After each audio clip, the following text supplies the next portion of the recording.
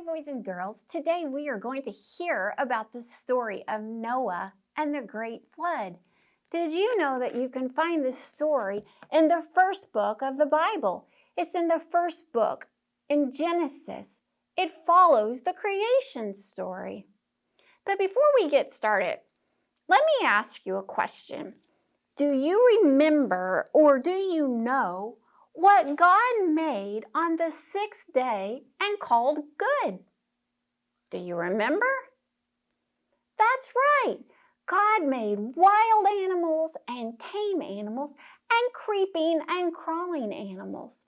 And God made human beings in God's own image and likeness. God blessed them and told them to be fertile, to multiply, and to fill the earth. Well, did you know that's exactly what they did?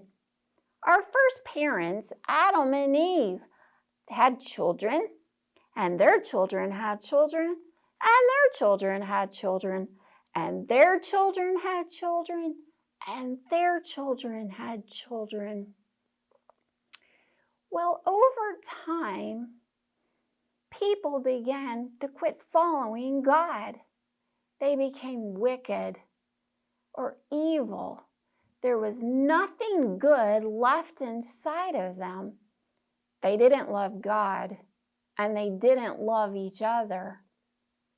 They were so wicked that God regretted that He made people. God's heart was grieved or very saddened, and God was going to wipe the earth clean. But there just happened to be one man named Noah, who was a very righteous or holy man. He loved God and listened and obeyed God.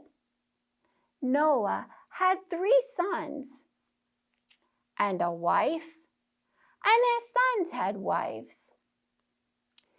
God told Noah how wicked people had become. He was going to start new again with Noah and his family. He told Noah to build an ark, which is a boat. He even gave instructions on how to build it. God said He was going to send a great flood upon the earth and wash everything away. But Noah and his family were to enter the ark, and God on His part was going to send 2 of every kind of creature that roamed and crawled upon the earth, both male and female, to enter the ark, and 2 of every kind of bird, both male and female, to enter the ark. Well, Noah did exactly as God commanded. Noah and his family built an ark.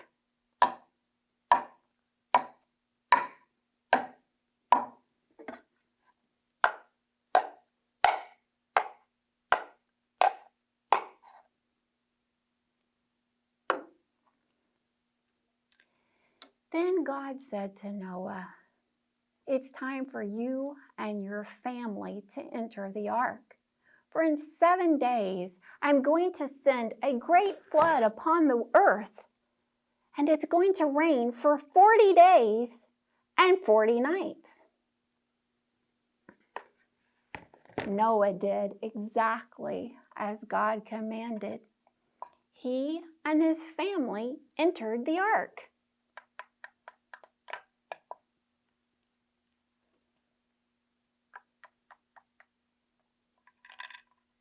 And just as God said, 2 of every kind of creature, both male and female, came and joined them in the ark. There were wild animals and tame animals. There were tall animals and short animals. There were animals with lots of fur. There were animals with little fur. There were animals with stripes. There were animals with spots. There were animals with tails. There were animals with no tails. There were animals that crawled and hopped.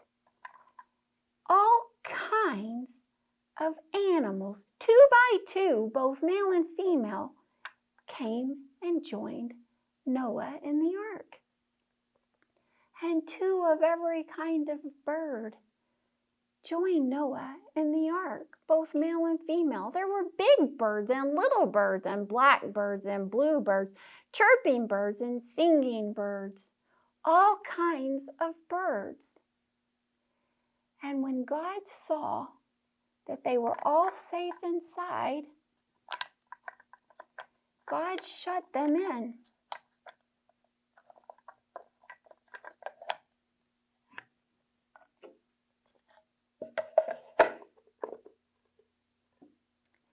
And on the very day that God said, the rains began to fall. For 40 days and for 40 nights, the rain fell. And the waters began to rise. And it rained, and it rained, and it rained, and the waters rose, and it rained, and it rained, and the ark began to float. And it rained, and it rained, until the highest mountaintop was covered with water. And it rained, and it rained.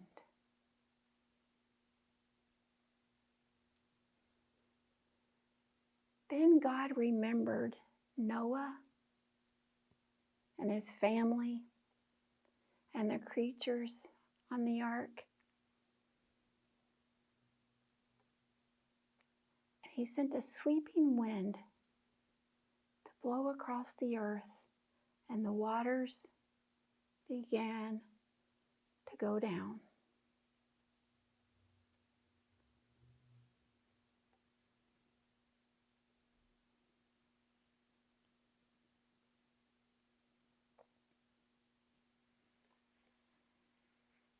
At the end of the 40 days, Noah opened the hatch to the ark, and he released a raven. And the raven flew back and forth across the waters until the water dried on the earth. Then Noah released a dove to the sky, and the little dove flew. But it had to return to the ark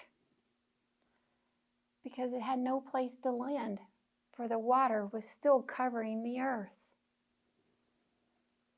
Noah reached out his hand and drew the dove back inside. He waited 7 more days and released the dove to the sky again, and the little bird flew.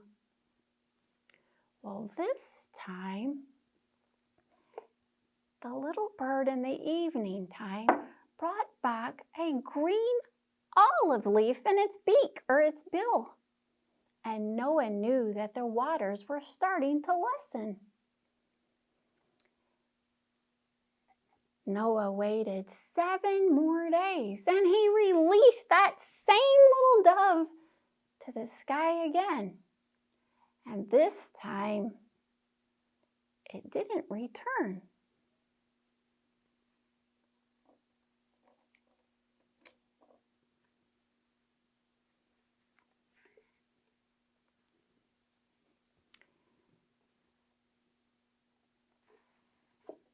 Noah removed the outer covering of the ark, and he saw that the ground was drying. Then God said to Noah, "It's time for you and your family and all the creatures to come out of the ark, to go forth, to multiply, and to fill the earth." Noah did exactly as God commanded, he and his family and all the animals left the ark. I wonder what they did for the 40 days and 40 nights that they were waiting for the rains to stop. What would you have done for 40 days and 40 nights while you were waiting for the rain to stop? You would have had a lot of animals to have fed. I bet they were happy to feel the ground.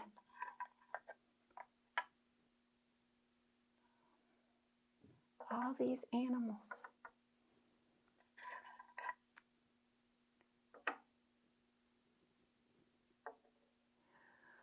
Well, Noah built an altar.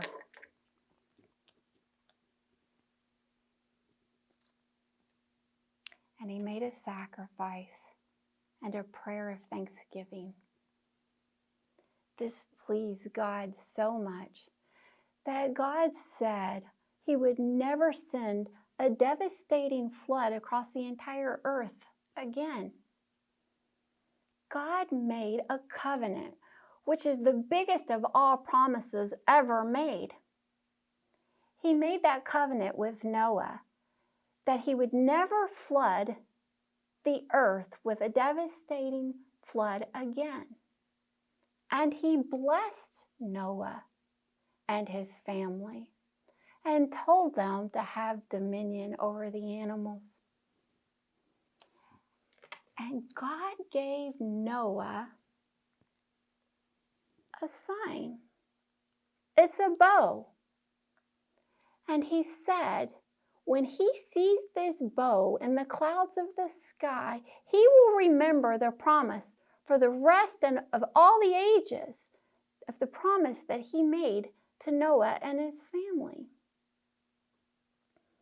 So let me ask you, do you know what this is? I think you do. It's a beautiful rainbow.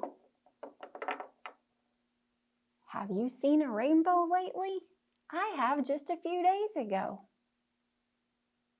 Did you know that the rainbow had such a special meaning? Did you know that when God makes promises to us, he never, ever breaks them? Have you ever made a promise that you've broken?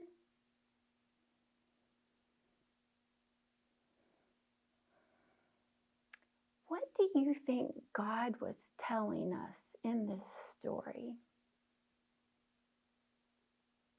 What did you learn? Can you take a few minutes with your parents, your teachers, and your friends to talk about what you learned about Noah and the great flood and how much God loves us? See you soon. Bye.